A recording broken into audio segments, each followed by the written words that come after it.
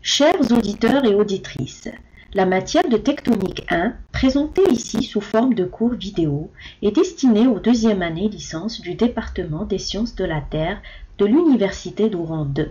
Elle implique le premier semestre de l'année universitaire courante, soit le troisième semestre du tronc commun. Voici les renseignements relatifs au cours de tectonique.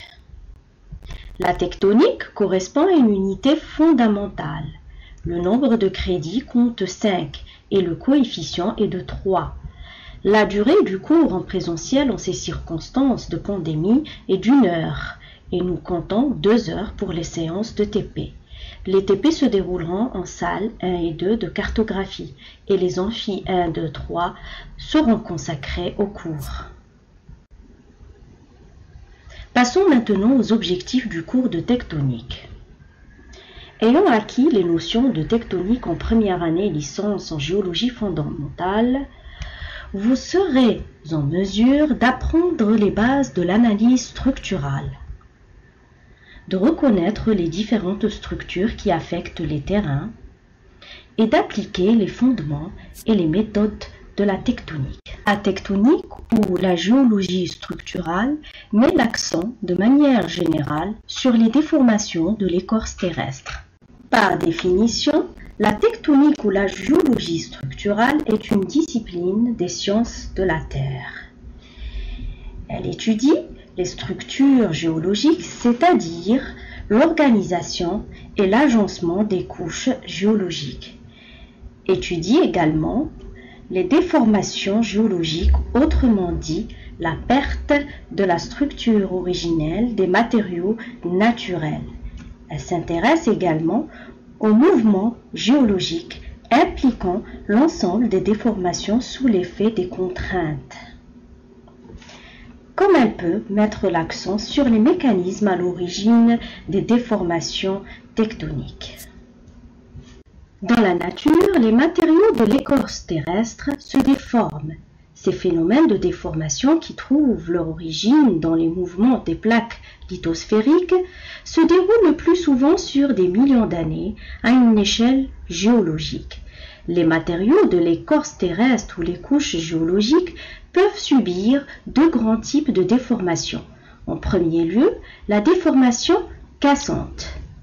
Elle touche les roches compétentes soumises à des contraintes tectoniques discontinues, entraînant la rupture des roches et ce qui va donner naissance à des structures géologiques dites faillées ou fracturées.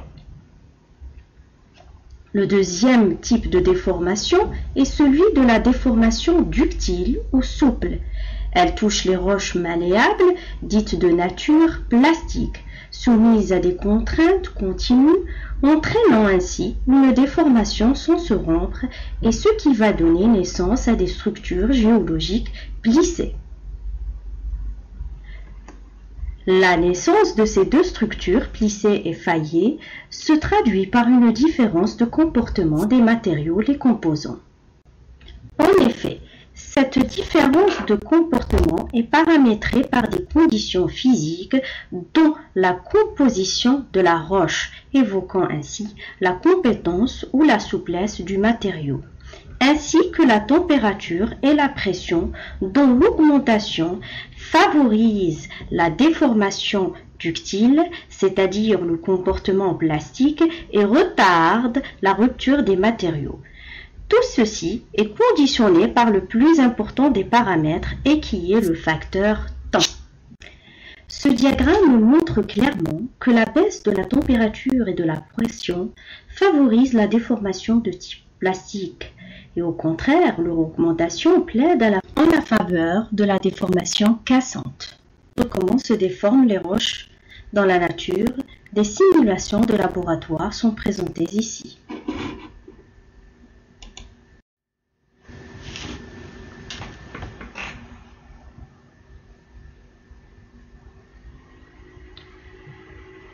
Débutons par la déformation plastique.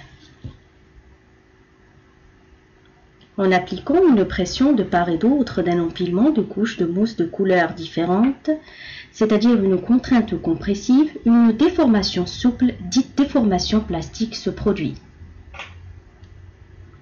Dans la déformation cassante, la réponse d'un matériau à une contrainte compressive dépend de sa nature et de l'intensité de la contrainte.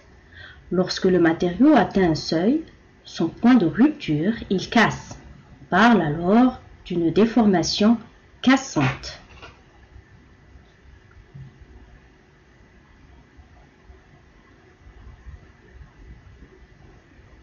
Par analogie, dans la nature, la déformation plastique appliquée à des couches sédimentaires permet la formation de plis, alors que la déformation cassante permet la formation des failles.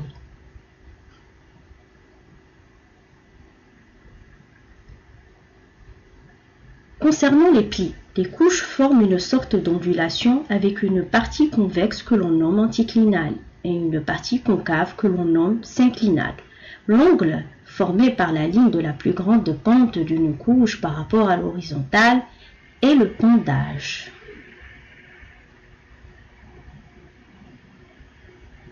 Le sommet de l'anticlinale et le fond du synclinal constituent les charnières. Une charnière est la ligne qui rejoint les points où les pendages changent de sens. C'est la région de courbure maximale.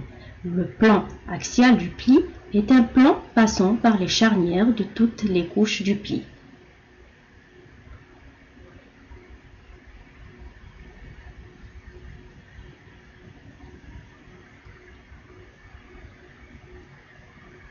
Il existe différentes sortes de plis. Le cas le plus simple est le pli droit. Il s'agit d'un pli dont les flancs sont sensiblement symétriques par rapport au plan axial. Une autre sorte de pli est le pli couché, dont le plan axial est horizontal.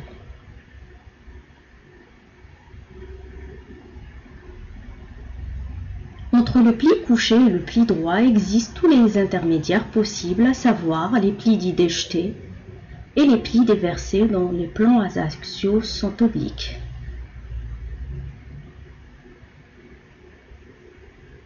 Passons aux failles. En appliquant une contrainte compressive, une légère déformation souple se forme, suivie rapidement par une rupture cassante. C'est une faille qui est toujours accompagnée d'un déplacement relatif des couches. Ainsi, un compartiment est soulevé, alors que l'autre compartiment est abaissé.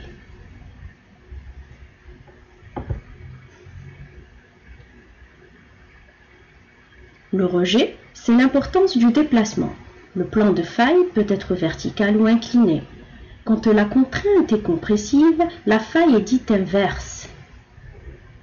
La partie visible du plan de la faille, appelée miroir, regarde vers le bas.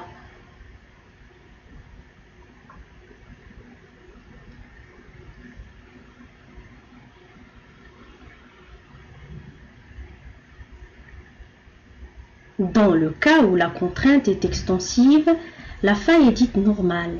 Le miroir regarde vers le bas. Je vous remercie pour votre attention. Nous nous reverrons dans un deuxième enregistrement vidéo consacré aux structures faillées.